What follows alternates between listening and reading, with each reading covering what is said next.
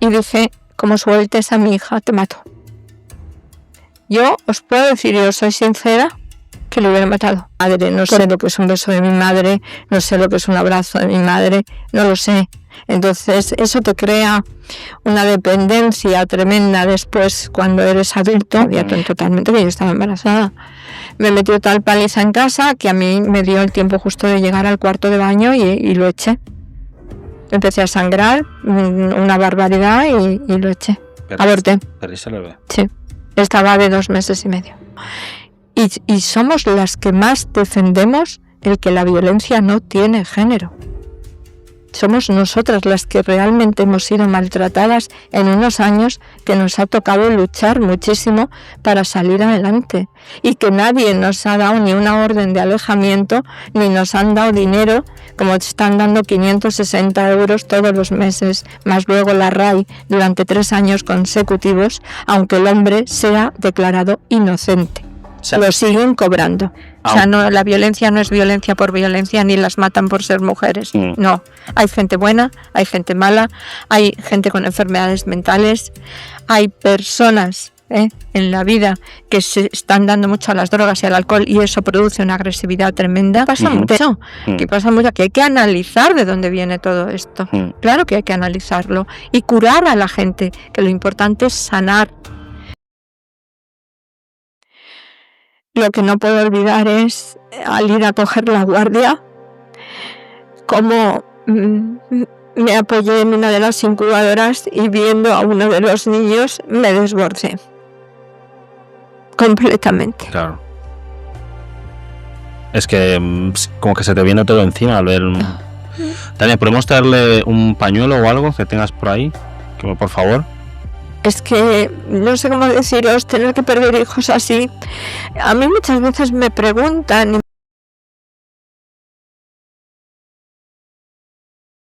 En el programa quería traer a un perfil, a una voz, que no se dejara llevar por ningún tipo de ideología política o por ningún tipo de sensacionalismo, sino que pueda hablar con cierta objetividad y sea una voz que luche contra lo que realmente, desde mi opinión, importa, que es luchar contra la violencia, luchar contra los crímenes de cualquier tipo, independientemente de si afectan a un sexo o a otro.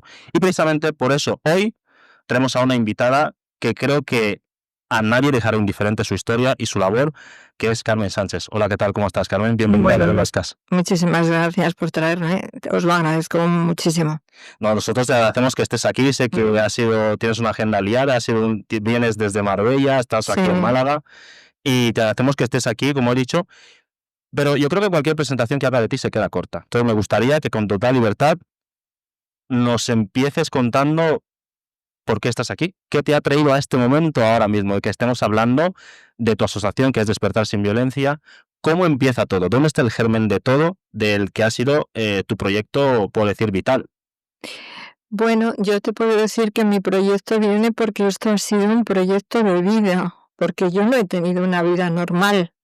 O sea, yo soy una niña que nací en una familia de clase media alta, mi padre era farmacéutico, en casa se vivía muy bien en aquellos años, pero no había nada de cariño. O sea, mi madre era una mujer que, bueno, una vez que me tuvo, pues yo me crié realmente con la chica de servicio, ¿no? Porque no había esa carencia afectiva hacia mí como hija, no, en absoluto. Mi madre estaba pendiente totalmente de mi padre, pero yo sufrí muchísimo como niña por la falta de afectividad de mi madre. No sé lo que es un beso de mi madre, no sé lo que es un abrazo de mi madre, no lo sé. Entonces eso te crea una dependencia tremenda después cuando eres adulto, porque careces de sentimientos, a ti no te han enseñado a quererte y es difícil que tú puedas querer a los demás después de la misma manera, ¿no? Porque eso es fundamental. Porque digamos que tú desde siempre echaste en falta el cariño de tu madre. Sí. Me imagino que tú ibas al colegio, lo que sea, y veías a otros, el amor que mostraban otras madres a sus hijos, y tú sabías que tú no recibías eso. ¿Tu madre no sé si tu madre llegó a darte alguna razón? ¿Era porque tenía algún tipo, perdona si sueno brusco, algún tipo de afección psicológica? ¿O hay algo que con el tiempo tú has llegado a decir, yo entiendo que mi madre no me daba cariño por esto? Porque o realmente no sentí ese aprecio hacia ti. No, mira, en esta vida, cuando tú empiezas a ahondar en estos problemas, que es la violencia en la familia, que desde donde parte todo, te das cuenta, como yo hundé en el problema de mi madre, que mi madre venía de una desestructuración de familia también, en la cual su padre había maltratado a su madre. Entonces mi madre, aquí te quedas o con el rol de víctima o con el rol de maltratador. Mi madre se había quedado con el rol de maltratador porque odiaba tremendamente a su padre. Y ese odio que mi madre tenía a su padre lo reflejó contra mi padre y contra mí. ¿Tú eras hija única? Sí, bueno, vino una hermana, pero mi madre cuando estaba ya de 8 meses, ella estuvo casi todo el embarazo intentando abortar y al final mi hermana nació pero murió. Porque ya mi madre vio que yo no le había servido para los fines que ella quería con mi padre y entonces decidió que mi hermana no iba a nacer bien y mi hermana murió. Perdona si me meto en un tema demasiado personal, pero ¿cuáles eran esos fines que podría querer tu madre con tu padre? ¿Qué manipulación o...? Bueno, mi madre era una mujer que había sido modelo de alta costura en Madrid con un modisto muy famoso que era Pedro Rodríguez. Y bueno, mi padre la quitó de trabajar, pues que el mundo de las modelos en aquellos años pues era un mundo muy complicado. Y entonces mi madre se quedó en casa, pero mi madre en casa no hacía nada, porque como te digo, teníamos una chica de servicio, con lo cual mi madre en casa no hacía nada. Ella salía con sus amigas, vivía su vida, disponía del dinero que quería, porque mi padre le entregaba el dinero, o sea que ella no carecía de nada. Pero yo creo que mi madre quizás reflejó en mí esa falta de afectividad que ella debió de tener por parte de su padre y ella no sabía cuando a ti no te quieren, pues evidentemente luego pues puedes coger los dos patrones, ¿no? O buscar el cariño de alguna manera y empezar a querer, o de la otra manera es reflejando lo que tú has pasado, y mi madre reflejaba en nosotros lo que ella había pasado. Luego, que recuerdo cuando tú y yo hablamos por primera vez, esta falta de afecto llegó a que tú, como tú has comentado un poco al principio, te llevó a relacionarte de una forma diferente, a buscar ciertas cosas que igual en casa echabas en falta. Vamos a ver ahí, pero antes de avanzar a esto, quería preguntarte, ¿y tu padre? ¿Era el típico padre que, de típico señor que solo trabajaba, proveía económicamente a la familia y no estaba muy en contacto con sus hijos y demás? ¿O sentías cierto afecto de su parte? No, mi padre era un hombre, no te puedo decir que fuera un hombre frío, porque no era un hombre frío, pero era un hombre que, bueno, pues en aquellos años cuando tú tienes un nivel alto, era un hombre muy guapo, porque era un hombre guapísimo, y era muy mujeriego. Entonces, mi madre sí sabía esto antes de casarse con él. De hecho, mi padre no quería casarse. Y bueno, forzado un poco por mi madre, se casaron, pero ese matrimonio, la familia de mi padre siempre sabía que no iba a llegar a ninguna parte, porque mi padre no quería casarse y mi madre le había forzado a casarse. Entonces, las cosas así no pueden funcionar, ¿no? Entiendo. Y llegamos al punto donde tú te conviertes en historia de España. Quiero llegar hasta el final. Primero vamos a hacer un poco de ingeniería inversa, llegamos al final y vamos retrocediendo un poco hacia atrás, ¿vale? Tú te conviertes en historia de España en el 75. Sí. ¿Qué pasa ahí exactamente? Bueno, yo me caso en el año 73 porque yo había tenido 2 años antes novio. Había estado, la verdad es que yo creo que es la primera vez que yo había estado enamorada, porque luego me he dado cuenta de que los maridos que he tenido no he estado enamorada. O sea, con la asociación yo ya detecto de que no ha habido amor en esos matrimonios. Ha habido una huida adelante, como fue la primera huida con mi primer matrimonio, porque mi madre se metió por medio cuando yo tuve mi primer novio, surgió un problema. Y bueno, dio la casualidad de que mi novio se marchó, no quiso volver a saber nada de mi familia. Por culpa de tu madre, entiendo. Por culpa de mi madre, vale. Sí, por culpa de mi madre. Y además él era una persona muy conocida, porque en aquellos años era el sobrino del ministro de la Gobernación. O sea, quiero decirte que era una persona muy conocida. Y este chico era un chico majísimo, era un hombre maravilloso, a mí me quería muchísimo, yo le quería muchísimo a él. Y mi madre pues decidió que esto se acababa y esto se acabó. Yo, a partir de ese momento, conozco en el hospital donde yo trabajaba, que soy enfermera, me presentan a un señor que era 10 años mayor que yo, y yo en mi casa estaba fatal, porque yo había caído mala, había tenido una gastritis producida por todo lo que había hecho mi madre, bueno, lo había pasado fatal. Emprendo una huida hacia adelante, en la cual quiero salir desesperadamente de la casa de mis padres, porque me doy cuenta de que ya no puedo sufrir más.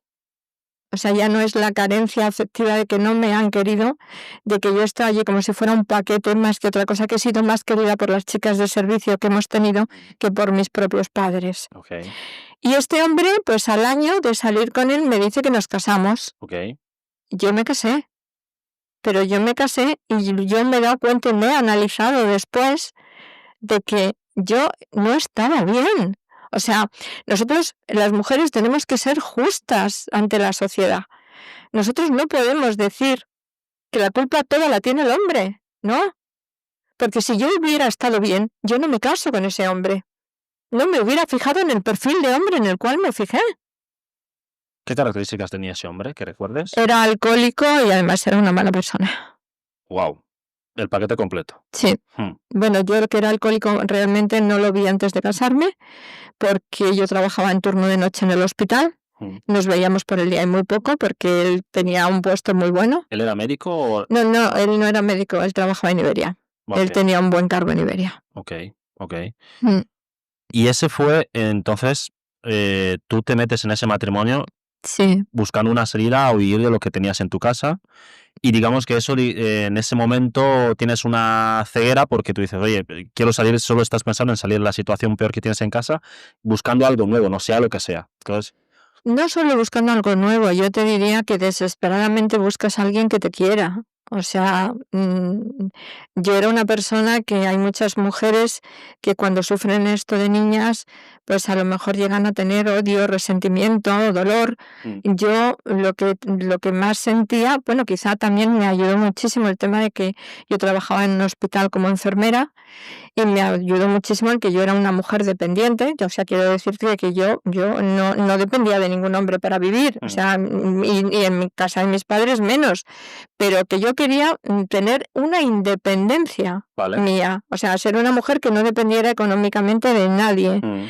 Y bueno, eso sí lo tenía, pero dependía emocionalmente. Porque necesitaba imperiosamente que me quisieran. Y digamos que ese hombre, porque tú lo que comentas que era alcohólico y mala persona, sí. Entiendo que lo de mala persona, no sé, igual a priori puede ser, porque todos nos camuflamos cuando intentamos conquistar a alguien y demás, puede ser que se oculte un poco, pero el alcoholismo ya se veía desde el primer momento. No, porque es lo que te digo, nos veíamos muy poco, porque yo trabajaba, hacía turno de noche en el hospital, y en realidad nos veíamos un rato por la tarde antes de que yo cogiera el turno de noche a las 10 de la noche. Entonces, y al año le entró la prisa por casarnos, bueno, pues vamos a casarnos.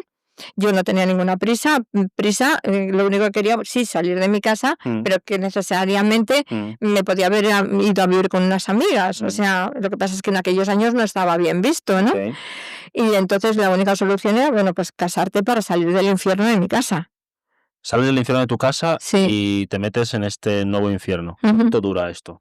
Pues mira, yo me casé en junio del año 73 y me separo en octubre del año 75. Vale. O sea, 2 añitos estuviste. Sí. Cuéntame, sé que la historia es larga en ese proceso, pero cuéntame los momentos más duros, por favor. Los que recuerdas realmente dijiste, ¿en qué me he metido? O sea, esos momentos en los que, no sé, igual te trató mal o te dijo algo, los que realmente te cuestionaste, ¿qué hago en este matrimonio o tengo que salir de aquí? Es que yo te voy a decir una cosa, tú aprendes y te acostumbras a que quizá eso es lo que tienes que vivir, porque mi madre me pegaba todos los días, sin motivo.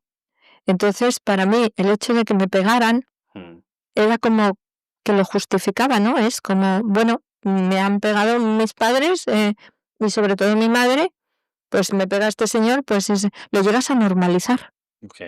O sea, es algo que normalizas, que lo tienes ahí y dices, bueno, pues en vez de pegarme mi madre, me está pegando este señor. Entonces, para mí eso fue, nosotros nos casamos, esa noche salimos con unos amigos, yo me di cuenta que esa noche él bebió más de la cuenta, llegamos a casa, él se durmió, al día siguiente nos fuimos de viaje de novios y ahí fue donde me metió la primera paliza. Esta pregunta para mucha gente puede parecer sin sentido, pero yo que he tenido alguna experiencia cercana a eso, de un ser querido cercano, suelen decir, me pegó pero me dio una justificación, la típica, ¿no? Me pegó porque me quería, suelen decir. No. A mí no me dio ninguna justificación. No, es que él se bajó al bar abajo, al del hotel donde estábamos, a la cafetería. Yo veía que no subía y que no subía. Yo llamé a recepción. En recepción me dijeron, señora, creo que debe usted bajar. Y yo dije, ¿pero pasa algo? ¿Ha pasado algo? Y me dijeron, por favor, le pedimos que baje. Claro, yo bajé, cuando le vi cómo estaba en la barra de la cafetería, pues me eché a llorar. Yo tenía 20 años, es que era una niña. O sea, yo me eché a llorar, yo vi aquel panorama, me tuvieron que ayudar entre una persona de la cafetería y la persona que había en recepción para que subiéramos a la habitación. Y cuando entramos por la habitación fue meterme en el baño, se metió detrás de mí y ahí fue donde empezó a golpearme contra la bañera, contra el lavabo, contra todo. No había justificación, lo que había era que él tenía una agresividad tremenda inmediatamente que bebía. Aún si la hubiera, o sea, que nada justifica eso. No, claro que no, pero que no había habido ningún problema de que hubiéramos discutido, de que no, es que no lo había, o sea, quiero decir, no había justificación ninguna para esto, pero es que con mi madre tampoco lo había. Entonces, cuando tú pasas de... O sea, te pega primero tu madre sin justificación, te empieza a pegar este señor. Sí. Tú dices que lo normalizas, pero Sí. entiendo que tú en ese momento tenías amigas y demás, y no sé, me imagino que preguntarías a tus amigas, oye, ¿y vuestras parejas qué tal? No. Tú nunca contabas esto. O sea, No es que yo no lo contara, es que yo sabía que yo tenía compañeras que nosotros en el hospital nos poníamos siempre los uniformes y eran de manga corta. Okay. Y encima nos poníamos unas rebecas, las que éramos golpeadas, para que la gente no nos preguntara y no vieran los hematomas que nosotros llevábamos. Entonces, de eso no se hablaba. Eso era tabú. O sea, no, en aquellos años tú no podías hablar ni decirle a una compañera ni a una amiga, me está pasando esto. No, aprendíamos a callar, no hablábamos de estos temas. Entonces, entiendo que serán muchas situaciones de este tipo que te golpea y te maltrata sin... Todos los días. Wow.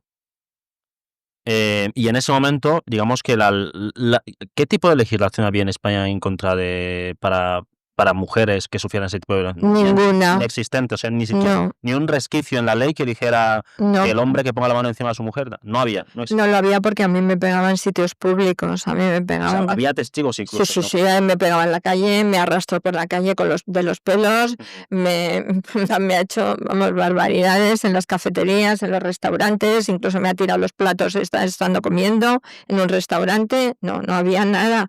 A mí me han llevado con heridas estando embarazada sus propios padres a lo que en Madrid se llamaba la casa de socorro, donde nos atendían, y allí nadie daba un parte a la policía ni nada de nada. Nada. O sea, no era que socialmente no estuviera socialmente aceptado, sino que legalmente tampoco había ningún tipo de recurso. No. Entonces, este señor es el padre de tu hija. De mi primera hija. Sí. Vale. Y es el que te lleva a lo que pasó en el 75, entiendo, ¿no? Sí, exacto. Lo que pasa es que yo, en el transcurso de este matrimonio, su madre me dice que sabe muy bien cómo es su hijo, que ella le ha tenido que echar muchas veces de casa y que su hijo no es una buena persona, que si yo no había tenido novio antes, como para acabar con su hijo. Entonces, yo le dije que ojalá la hubiera conocido a ella antes para que ella me hubiera dicho lo que era su hijo, porque yo no lo sabía.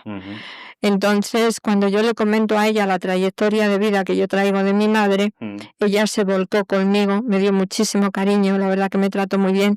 Yo tenía unas llaves de su casa, que ellos vivían 3 portales más arriba de donde vivíamos nosotros en Madrid, pero no quería que su hijo supiera que yo tenía esas llaves, nunca Vale. quiso que lo supiera. Vale. A los 4 o 5 meses yo me quedo embarazada, pero me quedo embarazada contra la voluntad de él, porque su madre me dice: yo creo que si tú te quedaras embarazada, pues seguramente igual este hombre se arreglaba un poco la cabeza, a lo mejor con un niño las cosas cambiaban. Bueno, yo me quedo embarazada, estoy de 2 meses y medio, y uno de los días viene y me mete tal paliza ¿Estás embarazada? Sí, sabía totalmente que yo estaba embarazada. Me metió tal paliza en casa que a mí me dio el tiempo justo de llegar al cuarto de baño y lo eché. Empecé a sangrar, una barbaridad, y lo eché. Aborté. ¿Perdiste el bebé? Sí. Estaba de 2 meses y medio. Sí. Wow. Y Y eso tú lo llegas a procesar. Y en ese momento entiendo que, a pesar del trato duro que has tenido con tu madre, en ese momento donde necesitas una figura materna, has comentado que antes tenías, por suerte tenías a tu suegra y demás, Sí. y también has comentado que esto los situaciones de maltrato no las podías comentar públicamente, ¿no? Porque no estaba bien visto, pero en ese momento se te despierta algún tipo de instinto de ¿podría acudir a mi madre? ¿Podría acudir a mi padre? O dices, o entiendes que estás completamente sola en esta situación. No, estoy completamente sola, porque tú ten en cuenta que en Madrid, en una sociedad de clase media alta, esto era una vergüenza. O sea, esto era una auténtica vergüenza. Entonces, no podías hablar. Si a mí se me hubiera ocurrido decirle a mi madre o a mi padre que me estaban pegando, pues mi madre y mi padre es que no hubieran hecho nada. Porque mi madre ya lo hacía. Mi madre me pegaba todos los días a las 2 de la tarde porque yo comía muy mal por los problemas que había en mi casa, y yo era una niña totalmente inapetente, y mi madre todos los días a las 2 de la tarde me llamaba, me daba una paliza, me ponía en la trona y le decía a la chica de servicio: cuando se le pase el sofocón la da usted de comer. Entonces, bueno, pues para mí esto ya era, normalizas todo esto, porque ya lo has vivido, y yo, ¿cómo le voy a contar a mi madre que un señor me pega cuando mi madre me ha metido unas palizas tremendas? Claro. O sea, quiero decirte que ¿qué sentido tenía acudir a mi madre? Ninguno, en absoluto. ¿Y cuándo llega el punto de quiebre y tú dices, tengo que salir de aquí ya? Voy a buscarme las castañas en el fuego para salir. Bueno, yo después de abortar, a los pocos meses, me vuelvo a quedar embarazada otra vez, porque ya decido, después de perder al primer niño, que para mí fue horroroso lo que pasé, que yo, con él o sin él, voy a tener otro niño, y me vuelvo a quedar embarazada. Nace mi hija. Durante ese embarazo, las palizas son tremendas. A mí me ayudaba el sereno, que entonces en Madrid había serenos. Eran como los porteros, ¿no? Sí, efectivamente, que estaban en la puerta. Entonces el sereno ya sabía lo que pasaba. Y cuando yo bajaba corriendo con las llaves y salía a lo mejor sangrando por la cara o por los brazos o algo, el sereno me llevaba corriendo a casa de mis suegros para que me llevaran a la casa de socorro o me curaran ellos. Vale. Entonces yo paso varios episodios muy tremendos, de mucho miedo en casa, hasta que un día mi hija tenía 2 meses. Él llega, eran las 6 o las 7 de la tarde, y viene con un arma. Un arma de fuego. Sí. Entonces me dijo que venía a matarnos a las 2. El problema que había en aquellos años es que no existía el divorcio, porque el divorcio vino en el año 78. Y si tú te ibas de casa era abandono de hogar, con lo cual eso era un delito.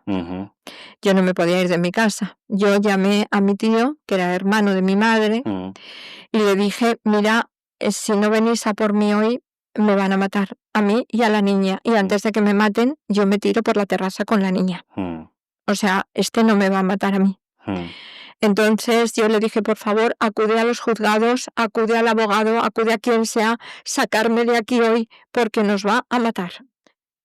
Entonces mi tío inmediatamente llamó al abogado, el abogado se presentó en los juzgados, tuvo que venir un auxiliar del juzgado, el abogado, la policía, y mi tío como familia, y me pudieron sacar con mi hija de allí. Mi hija tenía 2 meses.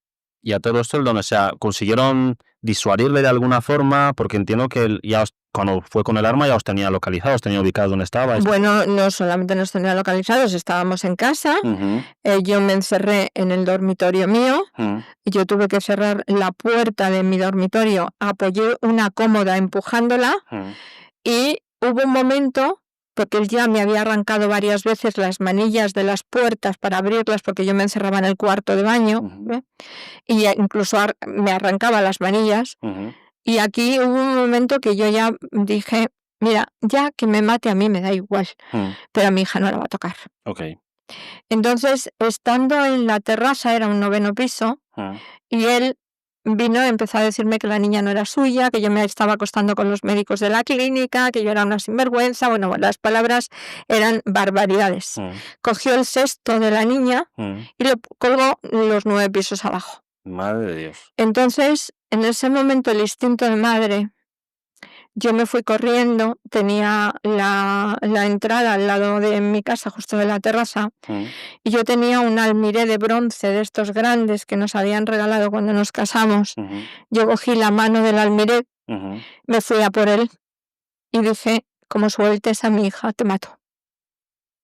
Yo os puedo decir, yo soy sincera, que lo hubiera matado, porque yo la cara que debí de poner, y fíjate que yo pesaba 42 kilos, o sea, yo no tenía fuerza ninguna a su lado, ninguna.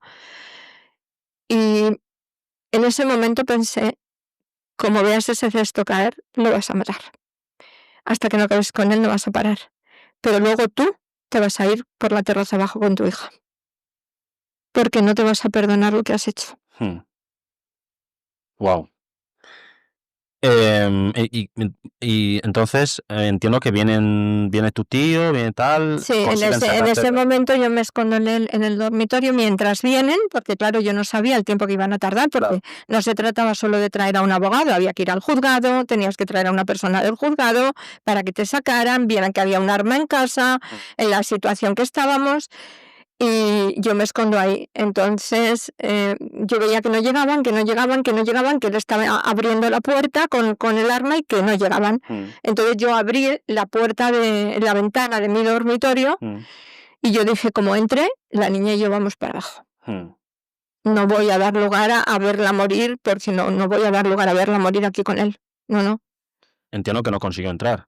Bueno, tenía la puerta medio abierta cuando en ese momento llamaron al timbre, inmediatamente dijeron la policía abra la puerta, y entonces fue cuando él abrió la puerta. Okay.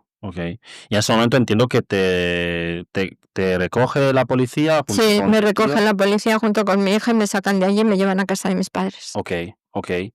Entonces, ¿y es cuando inicias todo el proceso de anulación? Claro, porque el divorcio no existía. Entonces yo tengo que, primero tramitas una separación y después ya empieza el procedimiento de anulación de matrimonio. En este proceso, lo típico que conocemos es el divorcio, ¿no? Que las partes implicadas tienen que firmar. Sí. ¿En el proceso de anulación, con que una parte esté en desacuerdo ya es suficiente? O sea, ¿necesitabas que él firmara alguna cosa para...? No, él tuvo que ir a declarar, además. Ah, vale. Vamos a ver, en los procesos de anulación, y sobre todo en aquellos años, tiene que haber un culpable. Vale. Entonces, aquí el problema era el que él admitiera la culpabilidad. Él fue a declarar 3 veces, y entonces yo tuve que coger un segundo letrado, porque al empezar el procedimiento, que no lo contemplaba la Iglesia por malos tratos, que habéis visto el documento donde yo lo menciono, ese documento es historia en España. A mí el tribunal eclesiástico me dice que no me dan la anulación por malos tratos, que no. Pero yo cojo otro abogado en Madrid que era cura y que había pertenecido al Tribunal de la Rota. Entonces me dice que hay que enfocar todo esto por un vicio en el consentimiento en el acto del matrimonio, puesto que el día que nos casamos él iba pasado de copas. Y se le ve en las fotos como él se está durmiendo en la ceremonia.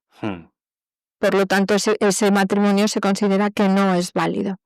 Porque si no, con una niña no me hubieran dado nunca aquí la anulación. O sea que por estar el pasado de copas se entiende que no estaba en pleno uso de sus facultades. Exactamente. por lo cual hay un vicio en el consentimiento en el acto del matrimonio. Tengo que decir que el abogado era bueno, ¿eh?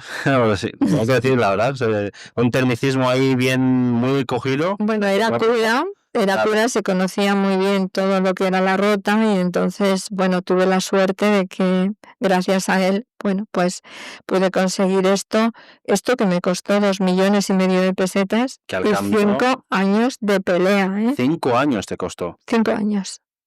Y darle a él luego 500.000 pesetas para que se sometiera a la justicia del tribunal, porque él no se sometía a la justicia y no me lo daban. O sea, encima tenía... O sea, le tuve que pagar a él, sí, a mi exmarido, sí.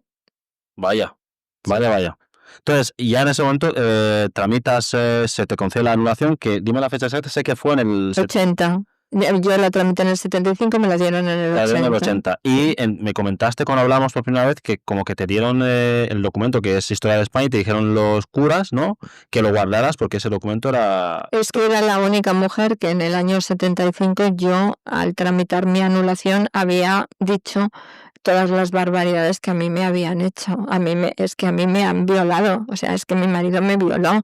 Es que yo me encuentro que cuando yo me separo, que esto es lo más fuerte, como 10 días antes de ocurrir estos hechos, a mí me viola, viene totalmente bebido, me tira en la cama, me pone una sábana en el cuello y contra el cabecero de la cama me viola. Yo tiro con los pies la mesilla, rompo la lámpara, hago de todo. Claro, yo a la semana me separo, pero el primer mes, como a mí me empiezan a dar Valium, Librium, de todo, yo estaba desesperada con la situación que tenía. A mí me baja unas manchitas, nada más lo que es la menstruación, pero no me viene una menstruación normal. Yo lo comento con médicos del hospital, y los médicos del hospital achacan todo esto a la situación de estrés en la cual yo estoy viviendo, con un miedo horrible a encontrármelo a él por la calle o por alguna parte y que él me pueda hacer algo a mí o a mi hija. Entonces me dicen que no me preocupe, que esto es síntoma de lo que estoy viviendo. Bueno, yo pasa el segundo mes y tampoco me baja el periodo. Entonces, ya en el segundo mes, yo vuelvo otra vez a entrar en la consulta de ginecología y les digo, mirad, yo sigo preocupada, o sea, yo esto no tengo la menstruación, a mí me está pasando algo, os lo pido por favor. Entonces ya dicen, bueno, vamos a hacerte unas analíticas. Me hacen unas analíticas y estaba embarazada. ¿Estabas embarazada? Sí. O sea, para que me quede claro, ya tenía, en ese momento ya tenías la niña de los 2 meses y ahora de nuevo estabas embarazada. De nuevo estaba embarazada. Vale. Sí. Y eso entiendo que era tu... Yo ya estaba separada, ¿eh? Vale. O sea, yo ya estaba tramitando la anulación. Ok. Sí. Mientras estabas tramitando la anulación, ¿vivías bajo su techo o vivías con...? No, yo tuve que tramitar la anulación una vez que a mí me sacan de mi casa. Vale, ok. O sea, es cuando yo tramito mi separación y la anulación. Vale, ok. Sí, estando en mi casa no. Y estos hechos pasaron antes con la violación y tal. Una semana antes de que me sacaran de casa, sí.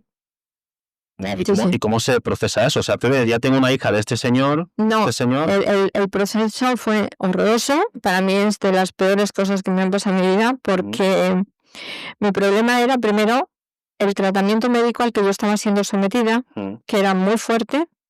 Segundo, el estrés de nervios que yo tenía, que era espantoso, lo que me quedaba por vivir. Y luego, que todos los pasos que había dado para tener esa anulación de matrimonio iban a quedar anulados desde el punto de hora que yo estaba embarazada. Ok.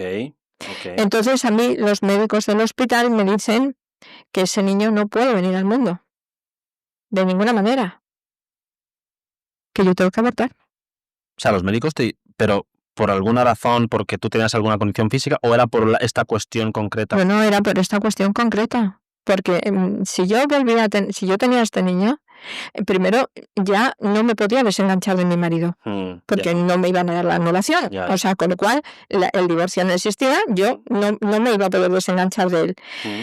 El peligro no corría solamente sobre una menor de 2 meses, que entonces ya tenía 4, sino que el peligro venía sobre otro niño sobre el cual él podía ejercer el derecho de reclamación y de todo contra ese niño y hacerle cualquier cosa. Claro. Entonces, y en la situación que yo me sentía anímicamente que yo estaba absolutamente destrozada y medicada. Vale. Entonces ellos mismos me gestionan el que yo me vaya a Londres a abortar. Vale. Y yo me tengo que ir sola con papeles, porque yo no hablo inglés. Me tengo que ir a Londres, tengo que abortar. ¿Sola? Sola. Wow. Y recuerdo que estando en ese hospital, perdonadme. Tranquila. Cuando aborté, no me pude quedar esa noche allí. Yo vi aquella sala llena de mujeres. El dolor que teníamos todas era espantoso vernos la cara. Y yo pedí el alta voluntaria. Había un chico cubano que vino y me dijo: no te puedes ir, tú eres enfermera, sabes que no te puedes ir, hace 2 horas que has abortado. Y yo le dije: yo no puedo soportar este dolor, yo no puedo estar aquí, yo me tengo que ir. Entonces me dijo: mira, vamos a hacer una cosa, ¿cuándo sale tu avión para España? Y yo le dije: mañana por la mañana. Y me dijo: te vas a quedar en mi coche, que lo tengo aparcado en la puerta, yo tumbo los asientos y te quedas ahí por si tienes alguna hemorragia, yo estaré saliendo a verte. Y en el caso de que tengas alguna hemorragia o algo, entras. Entonces yo me quedé durmiendo en ese coche. A la mañana siguiente entré, vimos que no había ninguna hemorragia. Yo me vine para España. Cuando llegué por la mañana, fui a casa de mis padres, que era donde estaba mi otra hija, como si no hubiera pasado nada, como si yo hubiera estado trabajando en el hospital. Y yo entraba ese día de turno de noche, yo trabajaba en neonatos, en la UV infantil.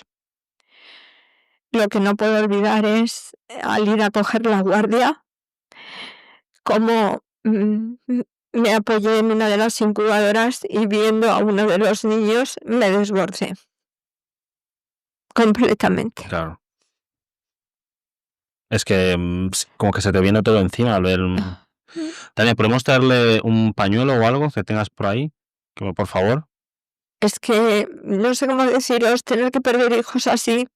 A mí muchas veces me preguntan y me dicen que si me preocupa lo que me han pegado, lo que me han dicho, las vejaciones a las que he sido sometidas. Y digo que no, que lo único que me preocupa es haber perdido esos 2 hijos. Eso es lo que me preocupa, eso es lo que llevo dentro de mi alma, porque no lo olvido. Wow. Claro. Estás hablando de 2. Claro, el que perdí en el pasillo de casa, más luego ese lo perdí por la paliza, y el otro fue porque tuve que ir a abortar, porque yo ya estaba metida en el procedimiento de anulación y porque yo no estaba en condiciones para tener ese niño de él. Claro, perdona, que ese detalle lo has comentado antes. Sí. Lo decía los 2 porque igual esta pregunta suena absurda, pero sé que en el mundo hay gente mala y que no, muchas veces la maldad no tiene justificación alguna, simplemente hay gente mala porque sí. Pero, a ver, yo no soy padre, pero me imagino que si yo llegara a estar con una mujer, si no la amo, pero si esa mujer tiene un hijo mío, ya solo por el hijo, o sea, yo me sentiría implicado. O sea, ese señor no tiene ningún tipo de remordimiento, ningún tipo de sentimiento hacia que, oye, esta mujer tiene un hijo mío. O sea, nada, o sea, no se despertó ningún tipo de instinto de paternidad, nada, cero, totalmente. Bueno, él nunca pagó nada de lo que tenía que pagar de los alimentos de la niña, jamás él la vio. Mi hija no conoce a su padre. Su padre ha muerto, pero mi hija no le ha llegado a conocer. De su vida de ninguna forma. No. No, ella sí investigó quién era su padre, incluso llegó a hablar con él, porque él terminó 10 años en la cárcel por tráfico de drogas. Vale. Pero vamos, mi hija sí quiso hablar con él, pero él no hizo nada. Él vivía en Valencia, porque él había estado en la cárcel de Valencia, por verla, ni por conocerla, ni por nada de nada. O sea, no hubo... Para ella, mi segundo marido realmente fue su padre, ¿no? Ok. Entonces, cambiando ligeramente de tercio. Tú tramitas la anulación, empieza la tramitación en el 75, te la dan en el 80, sí. te liberas de este matrimonio aterrador, vale, digamos que empezamos una nueva etapa, nuevos comienzos. Cuando tú conoces a tu siguiente pareja, ¿cómo tú ya tienes, digamos, como un perfil ya puesto? O sea, digo, ya sé lo que no quiero. Ya he tenido a este señor horroroso, ya vengo de una familia con estos antecedentes. Ahora que vuelva, digamos, a enamorarme, a empezar una nueva relación, ya tengo más o menos claro qué tipo de hombre quiero para mí, qué tipo de hombre quiero como pareja. Es que eso no te lo planteas. ¿No te lo planteas? No, es que no te lo planteas. Porque mira, yo cuando salí de todo esto, ¿qué ocurre?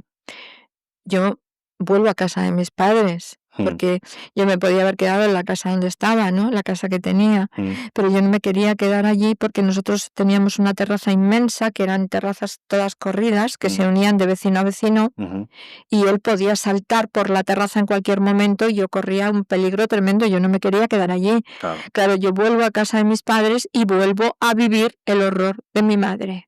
De hecho, según entro por la puerta, mi madre lo primero que me dice es, vale, tú te vas a quedar aquí con la niña, pero que sepas que tú, la chica de servicio, la vas a pagar tú.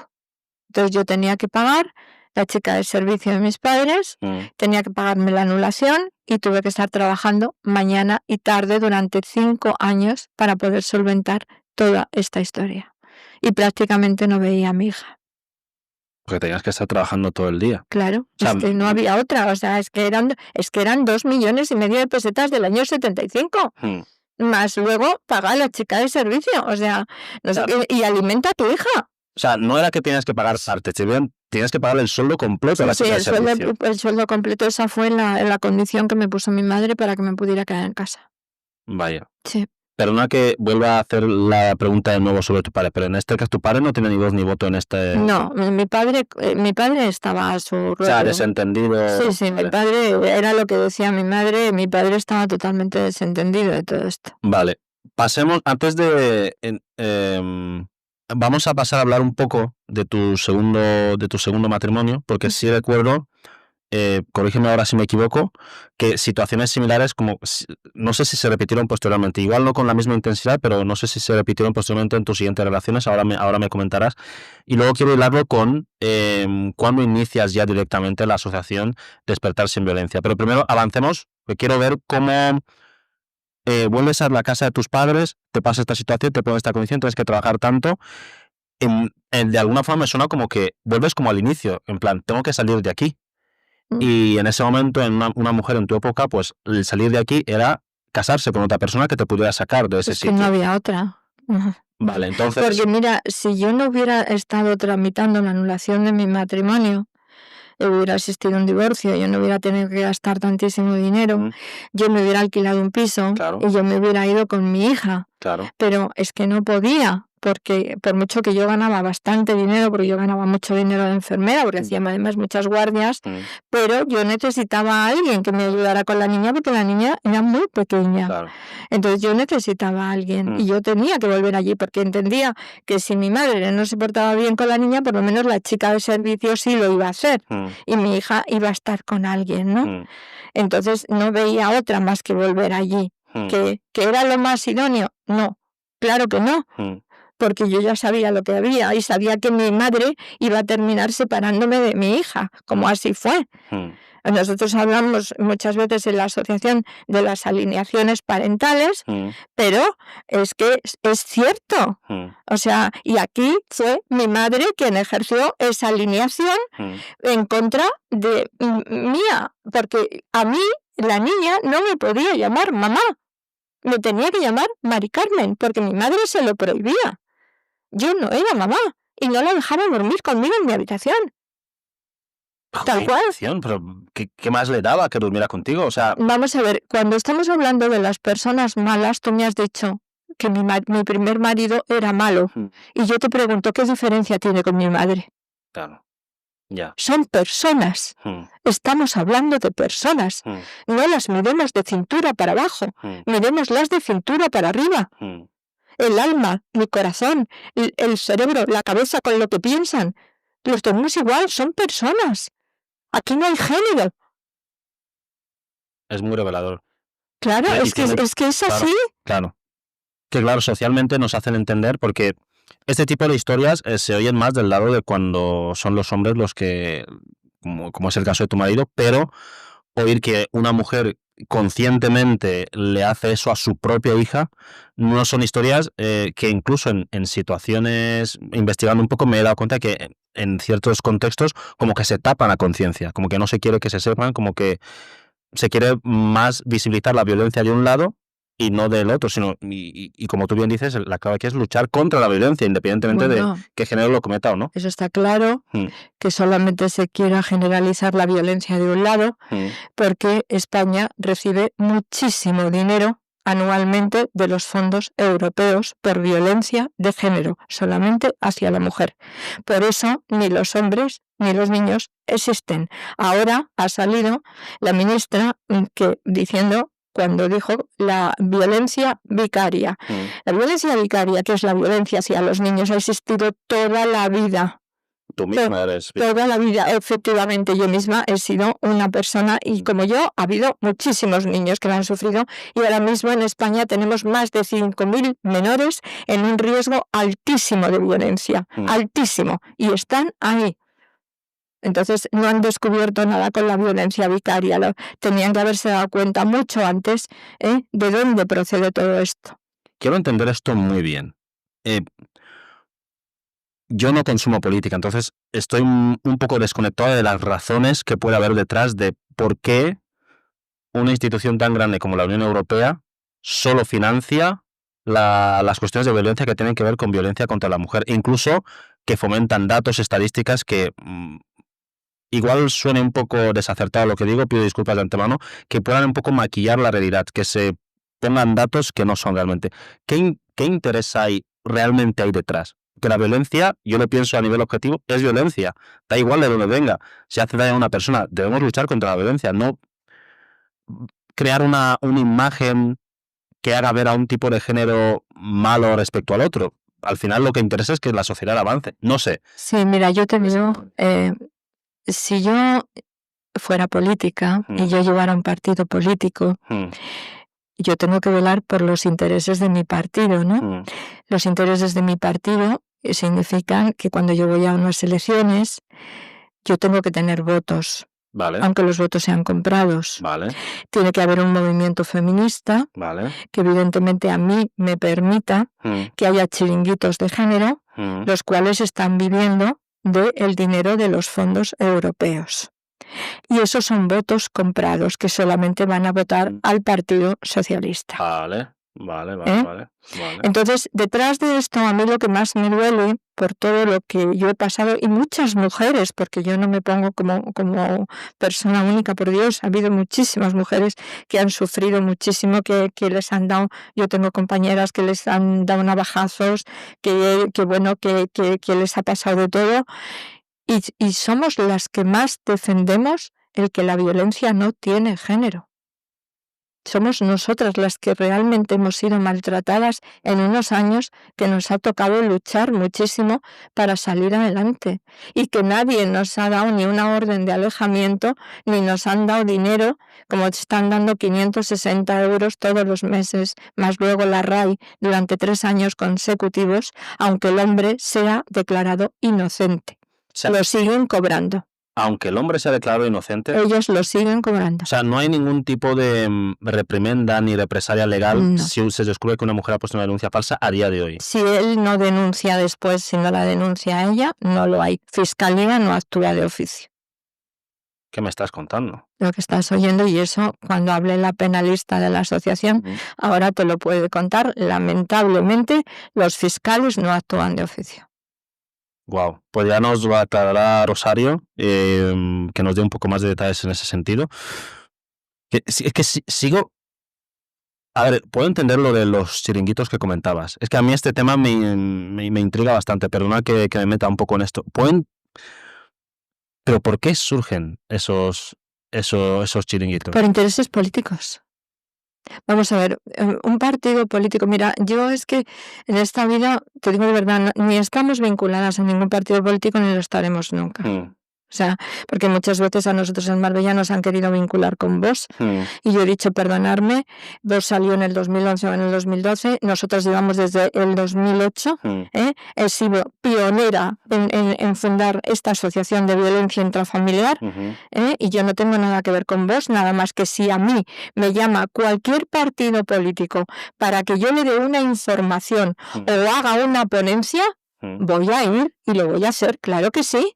Si me quieren escuchar, que me escuchen, lo mismo que me han escuchado en el Senado, en las Cortes de Aragón, en Fiscalía General del Estado, ahora en octubre vamos al Real Casino de Madrid, en la calle Alcalá. O sea, donde me quieran escuchar, yo allí iré, pero no porque la asociación tenga ninguna vinculación política, porque no la tiene ni la tendrá jamás, porque sabemos lo que es la política es bastante sucia, sabemos lo que está pasando en este momento y da la casualidad de que, bueno, cada partido va metiéndose por donde puede para sus propios intereses. Claro. El movimiento feminista, el Partido Socialista, le ha venido muy bien y dicen que es el que más lucha por la mujer. Es que no es cierto, es que no es verdad. El Partido Socialista no es el que más ha luchado por la mujer y si no, la prueba la tienes en la ley del sí es sí. No. Claro. O sea, es que no es cierto que las mujeres se lo quieran creer porque las tienen comido en la cabeza y quieran creerse lo que se lo crean, pero es que no es verdad. No es así. Una de las razones por las que quería sentarme contigo era precisamente esta. Yo siempre, ya te digo, yo no consumo política. Sé lo suficiente para saber el país en el que vivo, qué pasa, ¿vale? Pero yo siempre que he querido tener este tipo de conversaciones con conocidos y tal, noto un cierto fanatismo y noto muy poco pensamiento crítico. Es Claro, decir, sí, es cierto. cuando he intentado hablar con alguien del PSOE, me da igual, PSOE, Vox, PP, de un tema, oye, ¿y esto qué está pasando? ¿Cómo lo ves? Y le presento, oye, pero mira, el otro partido dice esto, ¿no te parece un poco más sensato? Es como que te cierran en banda y dicen, no, si es como el mensaje, aunque no lo digan explícitamente, es como que mi partido dice esto y esto lo hago, es lo maravilloso, lo más maravilloso del mundo, y el partido que diga contrario, lo que diga es malo. O sea, no hay ningún tipo de consenso, no hay pensamiento crítico, la gente se deja fanatizar, está como lobotomizada. Yo he tenido esa sensación. Mira, la sensación que tú tienes es correctísima. Hay una cosa que se llama empatía. Okay. Que es ponerse en el lugar del otro. Un político jamás en la vida se va a poner ni va a empatizar con una mujer maltratada, porque los intereses que le mueven a él es que su partido salga adelante y que cuanto más dinero tenga, mejor le va a ir a él y más va a tener el sillón asegurado. A mí no me mueve nada más que lo que yo he pasado, lo que yo he vivido y la asociación que yo presido, que es una asociación sin ánimo de lucro. Y me mueve el dolor y empatizar y ayudar y sanar a toda la gente que tenemos y que nos vamos encontrando. Por lo tanto, no le podemos pedir a un político que empatice con nuestro dolor, porque no lo van a hacer, jamás, porque ellos se mueven por intereses, nosotros no. Claro. Nosotros nos movemos por el dolor, por todo lo que ha causado este dolor en nosotras. O sea, hay una verdadera intención ahí de ayudar, de que haya menos historias como la tuya. Por supuesto. Ojalá yo en aquellos años hubiera encontrado una mano tendida para no tener que recurrir a mi madre. Fíjate. Y no la encontré. Has mencionado, que no se me escape, que fuiste al Senado, has estado en un montón de sitios. Sí. Uno cabría esperar, porque claro, yo mirando un poco los datos y demás, he visto, es que no hay que investigar mucho, he visto dinero que se ha ido a muchas asociaciones, incluso gente cercana que se montó una asociación hace poco y, bueno, gente cercana, no familiar, sino gente que conozco y demás, por trabajo que hemos coincidido en alguna cosa, se montó una asociación feminista y ha recibido una burrada de dinero y tal. Sí. Digo, vaya, qué buen negocio. Y tú que llevas más tiempo, tengo entendido que has tenido dificultades. Y me gustaría que me detalles un poco, y antes de dar paso a tus compañeras, ¿a qué sitios has ido concretamente? Sitios importantes, congresos, senado, etcétera, donde has contado tu historia, donde has comentado qué queréis hacer realmente con la asociación, y quién os ha tenido una mano y quién no, y qué justificación os han dado. Bueno, sitios importantes, te digo, en el Senado, en las Cortes de Aragón, Fiscalía General del Estado, Luego yo me he reunido constantemente con políticos, constantemente con ciudadanos, con un montón de políticos, los de UPyD con Rosa Díez. Yo tuve una reunión aquí en Málaga. Yo me he reunido con muchísimos políticos exponiéndoles toda esta situación y que entendieran, por favor, que se estaban equivocando, que se estaba apoyando una ley de violencia de género. Es más, te diré, en mi teléfono, que luego te lo enseñaré, tú sabes que esta ley de violencia de género sale y la saca, en la época de Zapatero, la saca el ministro López Aguilar. Okay. El ministro López Aguilar tiene una denuncia falsa que le pone su mujer. Cuando a este señor le ponen la denuncia falsa, yo consigo el teléfono del señor López Aguilar y yo le mando un WhatsApp y le digo, perdóneme por favor, por que yo no debería tener su teléfono, pero es que creo que debo decirle algo. Yo le mando unos vídeos de la asociación, le digo cómo trabajamos, el por qué, que yo he sido mujer maltratada, y el por qué entiendo que esto es cosa de todos, de todos. Y él me contesta que tengo toda la razón. Y ahora te lo voy a enseñar. Que siga por esa línea porque yo no estoy equivocada. El propio ministro que sacó la ley. Pero él es que esto es de película. Esto es de película, claro, y te digo, y te lo voy a enseñar porque lo tengo en el teléfono.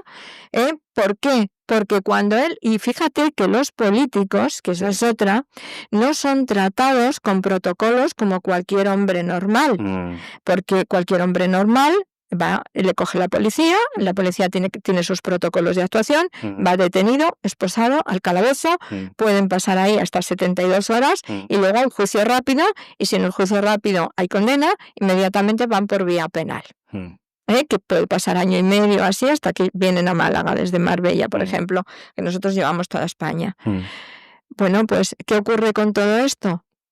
Que los políticos directamente dependen del Supremo. Ellos no van detenidos, esposados, al calabozo, no, son aforados.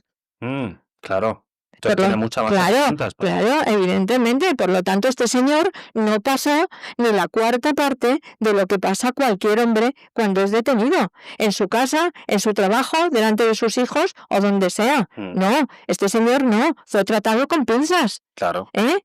Pero así todo me escuchó y así todo me contestó. Y cada WhatsApp que yo le mando, cada WhatsApp me contesta. Y más allá de esas conversaciones, ¿te ayudó con alguna, no sé, se tomó alguna medida o algo por el... No, porque él estaba ya en Europa. Él ya ocupaba un puesto de eurodiputado. Bueno, más poder todavía. Sí, pero ¿qué te crees que a él le interesa? Vale, ya. Enfrentarse a sus compañeros del Partido Socialista estando Zapatero como estaba ahí, toda la historia. No, hombre, ellos no van a perder sus sillones por todo esto. Él ya aclaró su situación, quedó como que era una denuncia falsa, él me da la razón a mí y me dice que la tengo, que él se ha dado cuenta y que la tengo y que tengo toda la razón. Si es que con casi todos los políticos que yo me he reunido, menos los de Podemos e Izquierda Unida, que son un punto y aparte, todos me han dado la razón y me han dicho, sí, es que tiene usted razón, pero ahí hay una ley que es constitucional, que es la Ley Integral de Violencia de Género.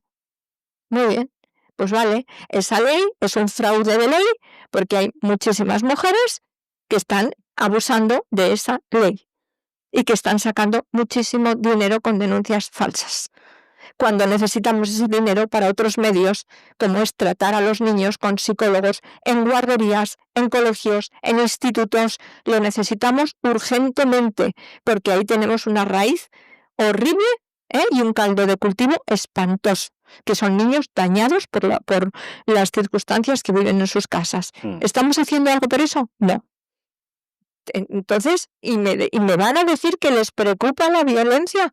No, señores. Mira, yo puse encima de la mesa en el Senado, en las Cortes de Aragón y en Fiscalía, que la mujer que es maltratada tiene y debe trabajar. Por una razón muy sencilla. La mente la tiene que tener ocupada. Es fundamental. Y para que sus hijos vean determinadas conductas en sus madres y en sus padres, y que los niños tengan un referente siempre, si no es por parte de uno, por parte de otro, que los niños continúen. Las mujeres aquí no quieren trabajar.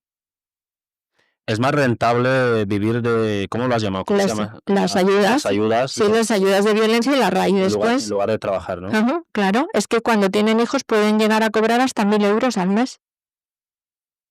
Y luego, claro, luego pasan al paro, cobran la RAI, son 3 en periodos de 11 meses, 3 años consecutivos, y encima, aunque ellos sean absueltos, ellas lo siguen cobrando. O sea, vale, entonces estamos hablando de... Imagínate que yo ahora mismo... Pues que no, mejor no digo para no dar ideas. Pero digamos que a mí ahora mismo cualquier mujer me podría poner una denuncia. Sí. Y yo, incluso si demostrara que es una denuncia falsa, a esa mujer no le pasaría nada. O sea, sea completamente impune. Sí, totalmente. Madre mía. Vale. No le pasa absolutamente nada. Ok, vale. Bueno, antes de dar paso a tus compañeras, quería comentar contigo otro tema. Ha sido muy revelador todos estos que has comentado, de todos los sitios a los que has ido. Quiero que me comentes un poco más también, ahora que ha pasado todo, has pasado lo de tus padres, lo de tus relaciones y demás. Entiendo que tu hija ya es mayor de edad, ya ha crecido y demás. Echando una mirada hacia atrás, ¿qué sensación tienes? Puedo decir, a pesar de los momentos duros, ¿estás orgullosa de la vida que te has creado, de cómo has ido sorteando todos esos momentos y cómo has ido adelante? ¿O tienes alguna espina clavada y dices, hubiera preferido, no sé? Entiendo que el pasado fue duro y que seguramente si te preguntan dices que hubiera querido que todo fuera diferente, pero de alguna forma cuando lo miras con perspectiva dices, me siento orgullosa de la madre que soy o de la persona en la sociedad que soy porque puedo ayudar mucho más, etcétera, etcétera. ¿Qué sensación tienes cuando miras al pasado ahora mismo? Bueno, es complicada la pregunta. Es complicada la pregunta porque si me dices te arrepientes de algo, en este momento viendo y echando la mirada a mi lado, viendo a Despertar Sin Violencia, con más de 6.000 familias, te diría, no me arrepiento de nada, porque mi dolor ha servido para mucho. Entonces no me puedo arrepentir. Por otro lado, tendría que decirte, he perdido 2 hijos y eso es durísimo. Completamente. Es durísimo. Por otro lado, te diría, lección aprendida. Muchas veces en nuestras familias, cuando nosotros estudiamos desde Despertar Sin Violencia el por qué caemos en una pareja, otra pareja y otra pareja y todos con violencia, nos tenemos que dar cuenta que no solamente están mal ellos, sino que también estamos mal nosotras, porque venimos con carencias de la infancia y eso nos hace ir a fracasos en los matrimonios. Entonces, arrepentida, no. Contenta de lo que he creado, mucho. Contenta de la gente que ha creído en este proyecto y que tengo a mi lado, como son 30 profesionales y 42 voluntarios, encantada de la vida. Porque creo que estamos haciendo una labor tan grande, que me parece que yo pienso que he tenido la vida que he tenido quizá porque tenía una asignatura pendiente que cumplir en la vida. Y todo esto, a más allá de los 30 personas que has comentado, estáis sin ayudas, o sea, no recibís ningún... Yo te digo, yo tengo conocidos que hace 3 meses se montaron una asociación que miras objetivamente, y lo siento decirlo, pero no hacen nada en la práctica, y reciben sumas y demás, pero asociaciones como la tuya no... O sea, recibís humo y demás, o sea, no hay ningún tipo de... No, porque verás, a mí muchas veces me han dicho empresarios, Carmen, sabiendo que si tú pides para la violencia intrafamiliar no te van a dar nada, ¿por qué? Porque mi asociación está registrada, porque la ley de violencia intrafamiliar como tal no existe. Es violencia de género y violencia doméstica. En violencia de género entra la mujer, en violencia doméstica entra el ámbito familiar, como son los hombres y los niños. Y así es como tengo los estatutos desde el 2008. Entonces, que si yo pido subvenciones solamente para la mujer, ¿me las van a dar? Claro que sí. Claro que sí. Lo que pasa es que no las pido. ¿Por qué? Vale. Porque yo no voy a hacer un proyecto en el cual entran todos y abro la puerta al dolor de todos para recibir un dinero que luego voy a tener que engañar a la hora de justificar y voy a tener que omitir que he ayudado a hombres y a niños eso va contra mis principios y no lo voy a hacer. Eso es integridad. Entonces, lo que he demostrado es que en 17 años la asociación ha salido adelante con mi patrimonio. He vendido mis joyas, he vendido mis cuadros, he vendido todo lo que tenía. La asociación ha salido adelante. No hemos tenido nada más que 5 subvenciones del Ayuntamiento de Marbella. Y ahí está la asociación. Y a nivel nacional. Y de eso nos sentimos todos muy orgullosos. Porque hemos demostrado que no hace más el que puede, sino el que quiere. Nosotros no hemos podido, pero sí hemos querido. Ok. Pues, oye, has quedado un speech bastante potente y hubiera estado guay decir que mira, hasta Tania está sintiendo y es muy difícil sorprender a Tania, o sea, es un mérito. Vamos, si con tu permiso, Carmen, vamos a dar paso a Rosario Gómez y a Celeste Bertot, que son la penalista y la médico de familia respectivamente. Vamos a abrir esto un poco.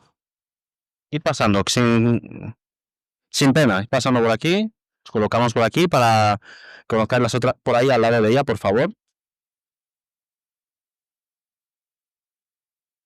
Ok, perfecto. Vamos a activar vuestros micrófonos para que... Y va a ir Tania corrigiendo un poco los planos para que entremos todo en el encuadre. Si necesitas que alguno se mueva, todo bien, ¿no? Perfecto. ¿Qué tal, Teo? ¿Cómo...? Muy bien, un poco... Os he visto ahí emocionándoos con la historia. Imagino que la habéis hablado con ella un montón de veces, pero aún así... Yo llevo pues unos 15 años con Carmen, pero es que la historia de Carmen siempre te va a impactar. Yo quiero hacer una puntuación que, no sé, a Carmen se le ha pasado un poco. Hay muchas asociaciones, pero es que esta asociación tiene algo especial. Y tiene algo especial porque, mira, cuando llaman a la puerta de la asociación, sea un hombre, sea una mujer, Carmen y yo, Carmen como presidenta y yo como abogada, nos sentamos con esa persona, sea hombre o mujer, y no menos de 4 horas no estamos con ella. Ahondamos desde la raíz y vemos, siempre sacamos que hay familia desestructurada y que eso se proyecta a esta chica o a este hombre. Nosotros valoramos, no todo el mundo entra, porque no todo el mundo, si es verdad que te llama a la puerta, esa ha sido maltratada o maltratado. Hay muchas denuncias falsas, muchísimas. Entonces, esta asociación, cuando nosotros nos entrevistamos y estamos 4 horas con esa persona y vemos que efectivamente es verdad lo que nos está diciendo, que hay esencia, ya empieza el equipo. Ya se manda a Carmen habla con el equipo que hay, con los terapeutas, y ya se pone en marcha. Y no solamente decir, vamos a ayudarla a ir al juicio para denunciar, sino no tratarla, que cuando termine sea una persona sana, que pueda hablar como Carmen está hablando, porque la historia de Carmen no ha terminado ahí. La historia de Carmen es horrorosa. Yo me he tomado esa tienda ahí. Y tiene una fortaleza que dice, es que ya lo vive todos los días, y revive su historia, pero la revive con tal humildad, con tanta dulzura, que es que la persona que la está escuchando, que está viviendo esa historia también tan horrible, se sienta apoyada, lo que ella no ha tenido nunca. Entonces, es tan de agradecer el apoyo que esta señora da. Yo tengo que decir que a mí me han dado las 2 de la mañana, 2 de la madrugada, Carmen y un señor que había sido maltratado, y ese señor lloraba, y cuando salió, yo recuerdo decirle hasta luego, hasta mañana, y me dijo, me han dado la vida, yo hoy voy a dormir, hace mucho tiempo que no dormía, porque nadie le escuchaba. Carmen no solamente te da esto, Carmen te da de comer, Carmen te da cariño, pero a cualquier hora que la llames, y a lo mejor ella está peor que la persona que nos ha llamado. pero Carmen está ahí. Es una asociación de verdad que da tanto amor, arrasca tanto en el problema de las personas, porque fijaros otra cosa que está pasando, y se lo venía comentando a ella. Ayer yo estoy en un juicio en el que se denuncia a mi cliente, la denuncia solamente era porque la chica decía que en el coche le había dado un guantazo. Me pregunta el fiscal, dice sí. Yo después le pregunto, digo, ¿pero qué es un guantazo? O déjame, sí, eso. ¿Es un guantazo? Déjame, eso. O sea, eso a veces al déjame. Sí, vale. Decía al déjame. Después entra un testigo que nosotros llevamos y dice, no ocurrió nada, la llamó por teléfono, yo iba con su cliente en el coche, llegamos al lugar, yo me bajo del coche, se quedan ellos hablando y sí que hay discusión, pero no hay nada físico. Fíjese, el fiscal sigue para adelante, no retira la acusación. ¿Por qué? Porque aquí todo esto se mueve, como ha dicho Carmen, por estadísticas. Pero igual aquí nos metemos en camisa de 11 varas, pero tengo que preguntar esto. Entonces, el fiscal sigue adelante. Sí, y dice, porque él recibirá algo de esto. O sea, si... Le estoy diciendo, se mueve por estadísticas. Ok.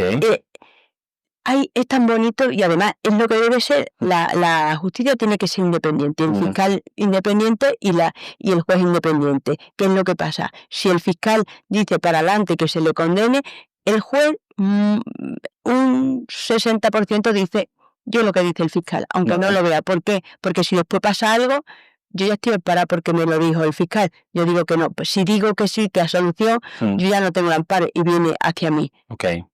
Esa independencia judicial. Vale.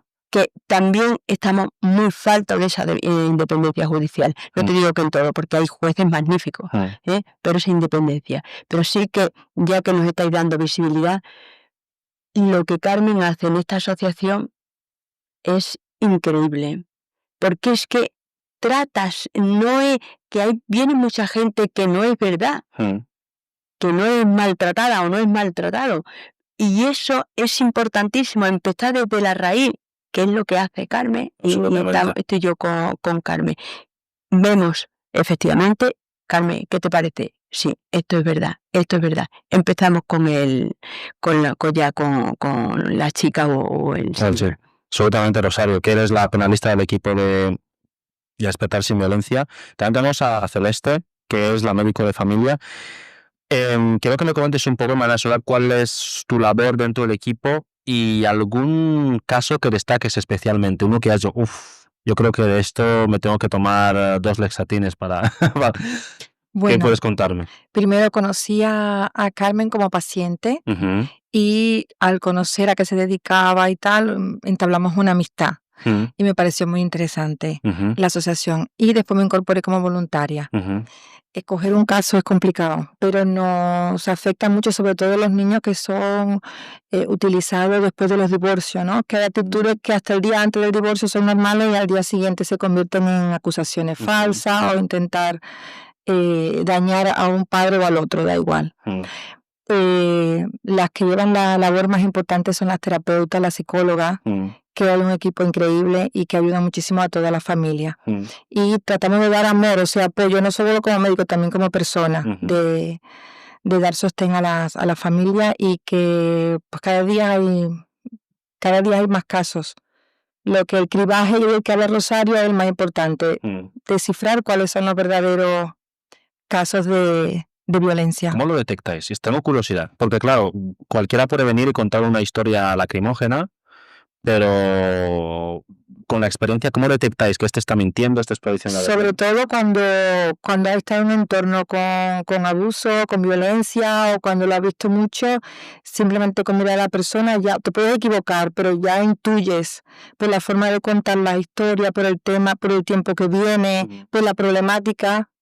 Entonces ahí por uno puede sospechar. Hay casos que no podemos, digamos, una certeza y necesitan un estudio de forense, otro tipo de profesional, pero casi siempre tú ya mirando los ojos sabes quién realmente ha sufrido de cualquier tipo de violencia. Y en tu caso como penalista, Rosario, ¿cómo Mira, detectáis? Es una cosa muy importante.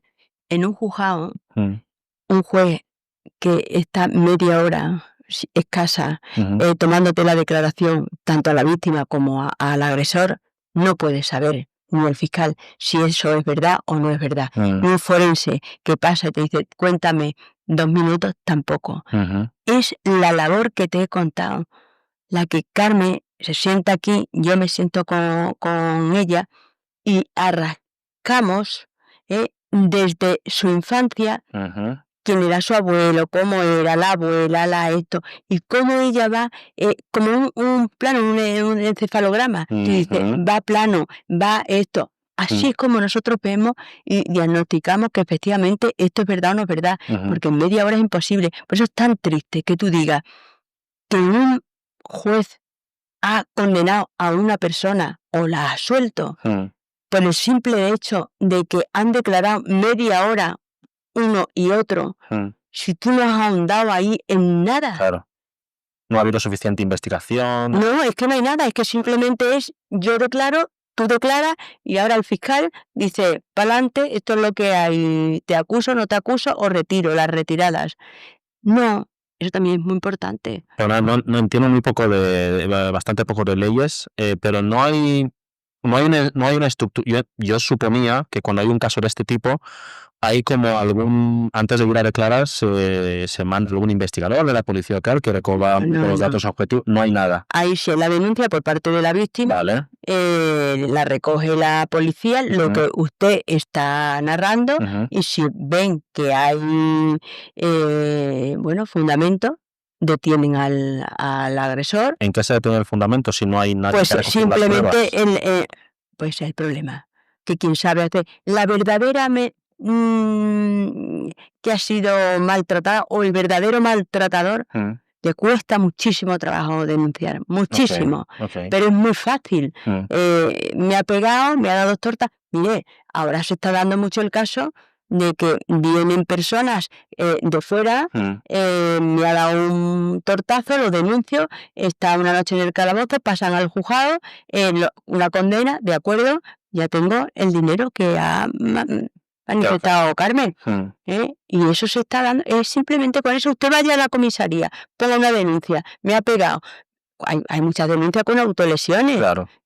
Pero bueno, eso no lo podemos saber nosotros, ni la policía. Y pues ya está, aquí está el parte, voy, una denuncia, detienen al señor, lo pasan a los calabozos y el día siguiente el parte médico va a misa. O sea, y en tu caso, justo con lo que has comentado del parte médico, o sea, si yo me autolesiono, como médico, o sea, si yo tengo una lesión en mi cuerpo, como médico es distinguible si es una autolesión o si es una lesión hecha por un tercero, o no se puede diferenciar. No se puede diferenciar en principio, ¿no?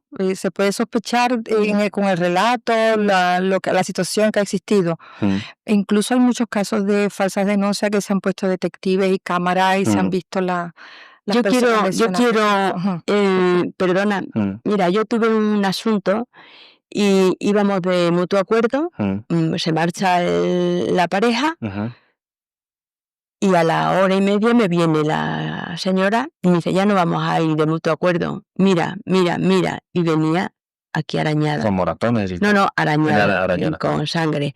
Y yo me voy, me pongo a su lado y le digo, a ver. Me di cuenta que las uñas estaban pintadas de rojo y digo, oye, pero ¿te has limpiado la herida? Sí. Bueno, pues vamos a poner la denuncia contra él. Fuimos a comisaría y puse yo la denuncia contra ella, porque lo que tenía se había autolesionado y lo que había ahí era el esmalte de las uñas. O sea, era evidente. O sea. Es que es lo que le he dicho. Carmen y yo hacemos en el primer momento de psicóloga, de abogada, de todo. Es que tienes que fijarte absolutamente en todo. Es que es muy difícil. Es que el hecho de que condenen a un señor por violencia significa que ese señor ya no va a ver a sus hijos. Claro, porque hay represalias muy graves. O sea, no, que la ley te dice que si usted ha sido condenado, pues durante tanto tiempo no va a poder ver a los niños y si no, lo verá en el punto de encuentro una hora, un sábado. ¿Hay alguna, antes te lo preguntaba a ti, Carmen, y con eso pasamos a las últimas cuestiones? Claro, me denuncian a mí. demuestro que es una denuncia falsa. Yo, haber una contrademanda, ¿se llama? Haber una contrademanda diciendo que esta persona me ha denunciado falsamente y quiero que también tenga algún tipo de represalia, que haya algún tipo de represalia legal hacia ella. Ella, entiendo que sigue cobrando la ayuda en todo ese tiempo, pero en caso de que luego se demuestre judicialmente que yo tenía razón, que la denuncia es falsa y que quiero que haya algún tipo de represalia legal sobre ella, ¿hay a efectos de a día de hoy, hay algún tipo, os suena algún caso en el que se haya dado eso, que se caiga alguna represalia legal sobre la persona que emitió la denuncia falsa? No, siempre y cuando, porque por ejemplo hemos tenido futbolistas muy conocidos en la asociación y gente muy conocida, y las represalias han sido si ellos han dado el paso después para denunciarlas a ellas. Si no, no. Que es el 99,9% no lo hacen. No lo hacen. Claro, no lo hacen. No quieren un tercer lío si no lo hacen. Si lo hicieran, ¿realmente habría alguna consecuencia real? O sea, bueno, nosotros tenemos algún caso en la asociación, pero la condena para ellas es mínima. Es una denuncia por una demanda por denuncia falsa. Hay un delito que es de denuncia falsa. Pero yo te digo, se queda. Pero además, aparte de muy difícil, la condena es mínima. Puede ser una multa y a lo mejor 3 meses de prisión, con lo cual no van a la cárcel porque son 2 años. Pero vamos, lo que pasa es que el tema que tenemos aquí, para mí, cuando nosotros recibimos a las personas, ya me es muy fácil detectar cuando me están mintiendo. Es que simplemente te digo que cuando entran por la puerta y me dan un beso o las abrazo, yo ya tengo una sensibilidad tan especial que ya percibo algo que posiblemente le digo a Rosario, esto no me gusta. Esto no, vamos a ahondar mucho aquí porque a mí aquí hay algo que no. Y hay veces que les echo volver a empezar otra vez porque veo cosas que digo, no, esto no. Tuvimos un empresario muy conocido que tuvimos 3 días de juicio y ¿te acuerdas? Sí. Que ahí pasamos lo que no te puedes imaginar la asociación y yo desde el primer momento los abogados que ella traía les dije, esto es falso, viene buscando dinero. Y la asociación la echó. Porque nos estábamos jugando contra 8 años de prisión de una persona que era inocente. Y yo tuve que ir a declarar en ese juicio. Wow. Rosario la tuve que meter también como penalista para que investigara más desde dentro, porque yo estaba diciendo contra los abogados de ella, esto no es cierto, nos estáis engañando, las pruebas que yo estoy viendo son falsas y esto no va a ninguna parte. Nada más que este hombre le caigan 8 años de prisión que está pidiendo fiscalía. Vaya. ¿A vosotras os habéis tenido alguna represalia por formar parte de la asociación? ¿Os ha afectado en el trabajo, socialmente, con amistades? No. Nada, ellas no, yo sí. ¿Cuál ha sido la consecuencia más directa que has tenido tú? He sido agredida en la calle. Desde un coche me tiraron una piedra, llevando el caso del empresario que te estoy diciendo. Wow. Y luego me pusieron una denuncia por falso testimonio que tuve que ir a declarar, que se demostró que yo estaba diciendo la verdad. O sea que y bueno, hemos tenido casos en los que políticos nos han dado bastante duro. Vaya. O sea que realmente en tu caso directo no te has sentido segura físicamente cuando has llevado algún caso. No, pero no llevando casos. Yo he estado con ella en casos donde le ha dado absolutamente todo a la supuesta víctima y ha recibido unos golpes moral increíbles, pero increíble, de verdad. Lo que pasa es que, bueno, Carmen es como es, pero Carmen, de verdad, sí, no, que tiene una humanidad de ella, que es que ella tiene, por suerte o por desgracia, ya lo ha vivido y es que nada más que te dicen buenos días, buenas tardes, sabe perfectamente. Y aquí hay algo que huele. Pues mira, a mí en cierto sentido me alegra mucho, una de las cosas por las que me alegra que estéis vosotros aquí, es que hay en el caso, obviamente, en el caso de la violencia contra las mujeres hay más asociaciones, ¿no? Y obviamente hay que luchar con cualquier tipo de violencia, pero en ese sentido hay muchas asociaciones donde pones en internet y encuentras cualquier sitio donde se puede ayudar. Perdóname, sí. En Andalucía tienes 2.000. 2.000. ¿Solo en Andalucía? Solo en Andalucía. Bueno, 2001, porque tengo un conocido que ha montado. Pero bueno. Sí. Así que la acaba de montar hace poco y bueno, sí. Y le va bien. Sí, claro.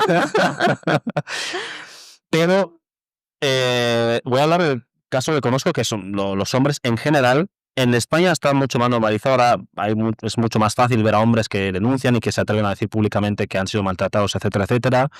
Pero por ejemplo, yo vengo de un país donde eso no es normal. Entonces, para mí es un clic. Cuando yo la primera vez que yo escuché, yo sé que esto puede sonar muy ignorante, pero hombre maltratado, digo, un hombre puede ser maltratado, de verdad. O sea, a mí personalmente me ha costado entender eso. Y no es por poner en posición de víctima, sino de saltar el chic mental. ¿Sabes por qué te ha costado? Mira, ¿Qué?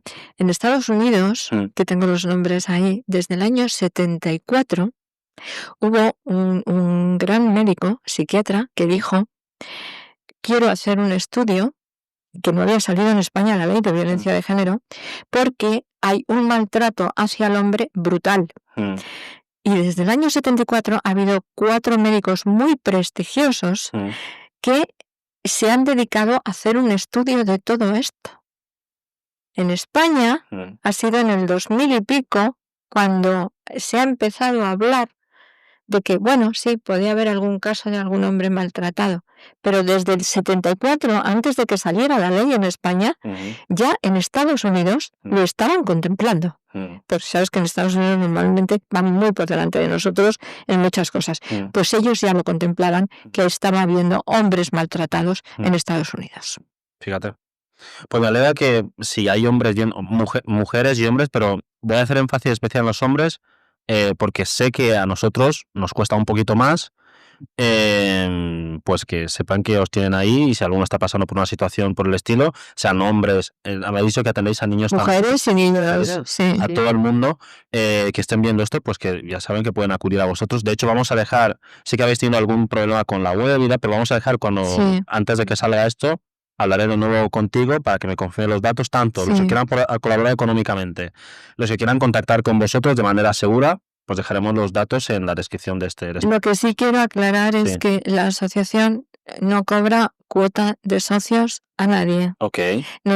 Yo me negué cuando monté la asociación y yo dije, es más, hasta hace 2 años la asociación, que yo con todo lo que he podido la he estado manteniendo, no se cobraban ni las terapias, o sea, no se cobraba nada, era todo gratuito y los abogados hacían una rebaja brutal en todos los procedimientos que llevaban. Vale. O sea, quiero decirte, porque el tema era la asociación, yo soy la fundadora, soy la que tiene que saber cómo la tengo que sacar adelante, pero quien se tiene que beneficiar es la persona que viene a pedir ayuda. Es el que tiene que salir beneficiado.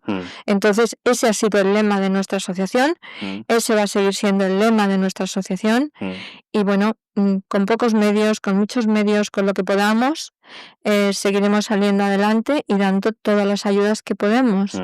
Tenemos especialistas en niños, especialistas en adultos, los terapeutas son fantásticos, tenemos gente que le ha compensado pagarse la gasolina e irse a Marbella a dar las terapias porque no pagaban nada y tenían verdaderos especialistas ayudándolas y sacándolas adelante.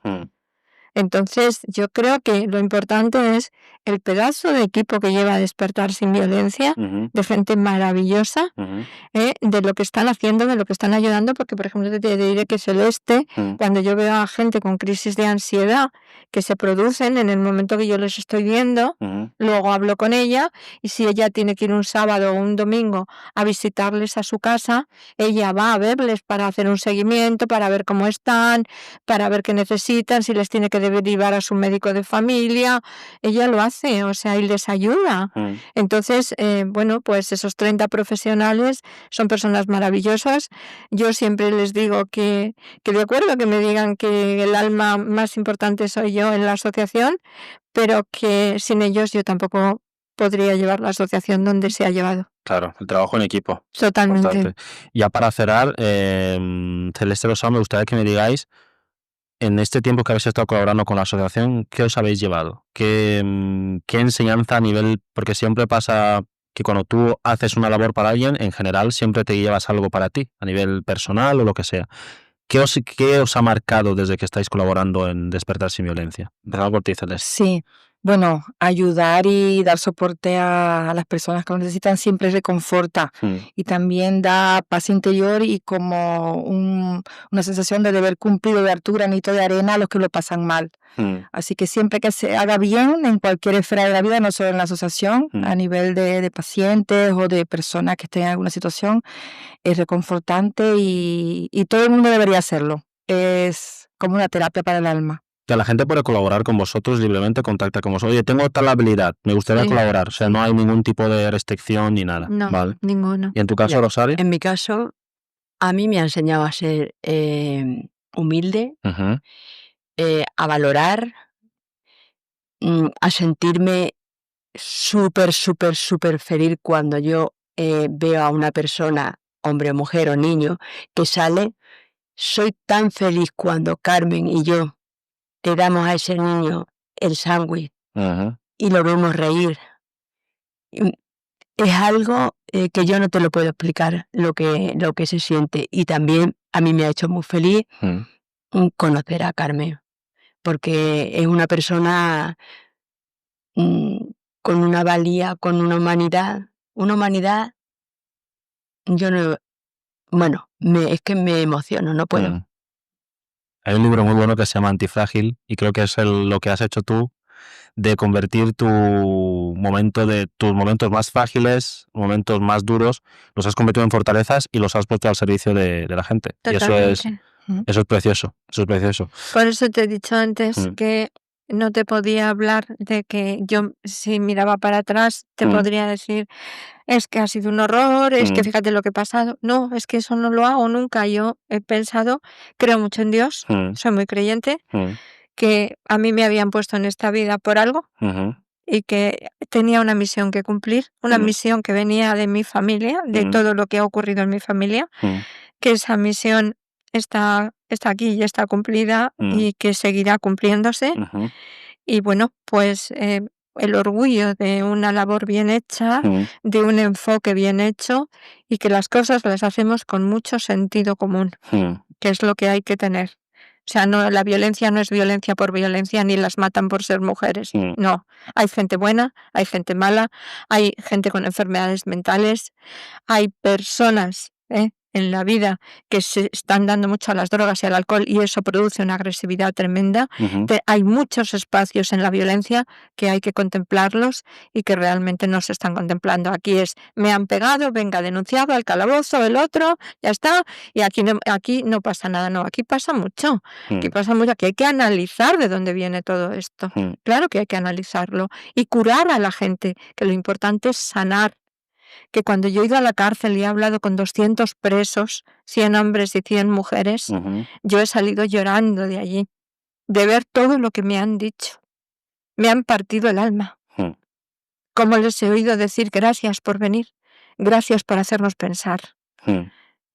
Yo creo que eso es importante, que hagamos pensar a la gente que no pueden tener esas conductas y que si las tienen, sea quien sea, que pidan ayuda.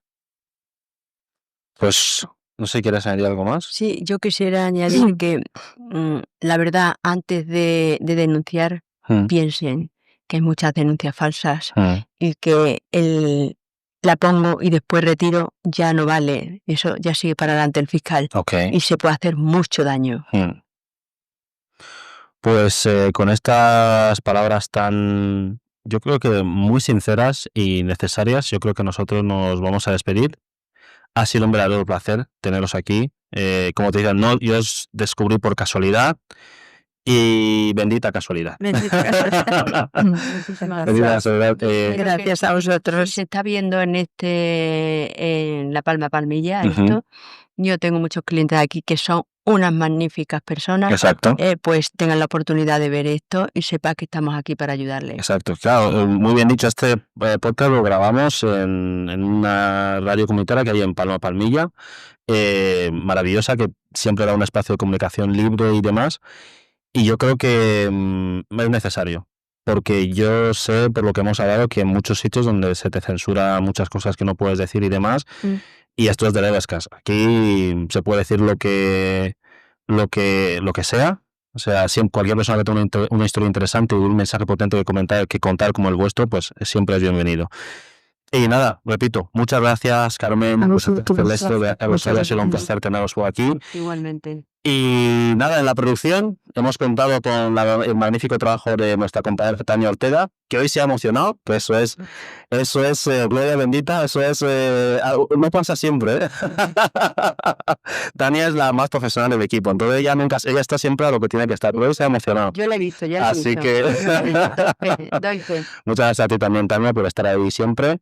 Y a todos los que nos escucháis y los que nos habéis visto, pues dejaremos todos los datos de contacto de la asociación y la manera en la que podáis colaborar en la descripción de este podcast. Os recuerdo, esto es de Levescas, un espacio que queremos que sea libre. Cualquier persona con una historia interesante, un proyecto interesante como este, puede venir y siempre será bienvenido. Nuestra intención última al final del día es ser útiles. Así que muchas gracias, Asociación Despertar y Violencia, por haber venido. Y chicos, nos vemos la próxima. Chao, chao. Gracias. Bye. Gracias.